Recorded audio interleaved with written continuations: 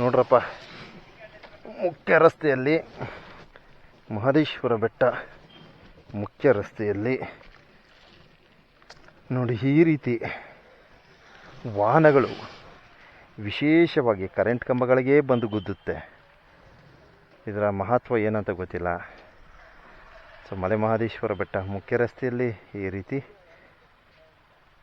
ವಾಹನಗಳು ಬರೀ ಕರೆಂಟ್ ಕಂಬಗಳೇ ಬಂದು ಗುದ್ದುಕೊಳ್ತವೆ. ನೀವು ಸಾಮಾನ್ಯವಾಗಿ ಗಮನಿಸ್ಬೋದು.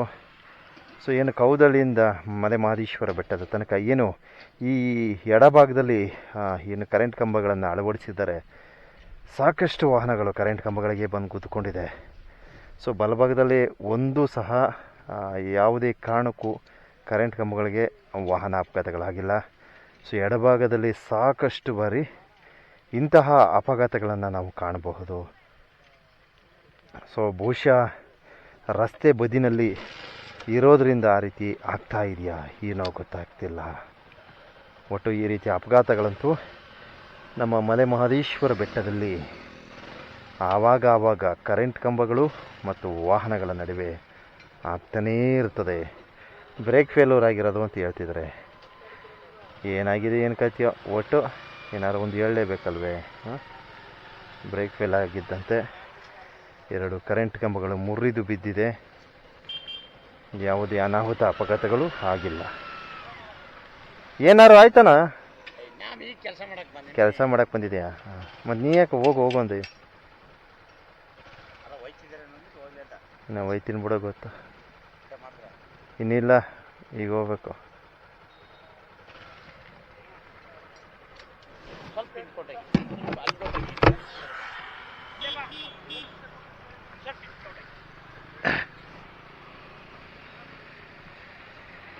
ನಾನು ವಿಡಿಯೋ ಹಿಡಿತಾ ಇದ್ರೆ ಅಣ್ಣನಿಗೆ ತುಂಬ ಬೇಜಾರಾಗುತ್ತೆ.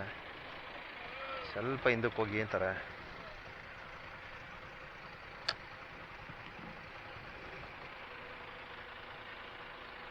ಓಕೆ, ಕರೆಂಟ್ ಕಂಬ ಮುರಿದು ಬಿದ್ದಿದೆ. ಸೊ ಕರೆಂಟ್ ಕಂಬವನ್ನು ಹಾಕ್ತಕ್ಕಂಥ ಕೆಲಸ ಮಾಡ್ತಾ ಇದ್ದಾರೆ.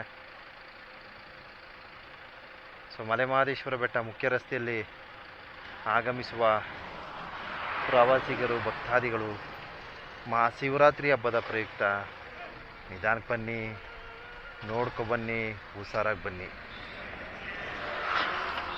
ವೇಗ ನಿಯಂತ್ರಣವನ್ನು ಅನುಸರಿಸಿ ತುಂಬ ವೇಗವಾಗಿ ಬರೋದಕ್ಕೆ ಹೋಗಬೇಡಿ. ಓಕೆ, ಈ ರೀತಿ ಒಂದು ಅನಾಹುತ ಅಪಘಾತ ಆಗಿದೆ. ಸೊ ಈ ಒಂದು ವಿಡಿಯೋನ ತೋರ್ಪಡಿಸಿರ್ತೀನಿ.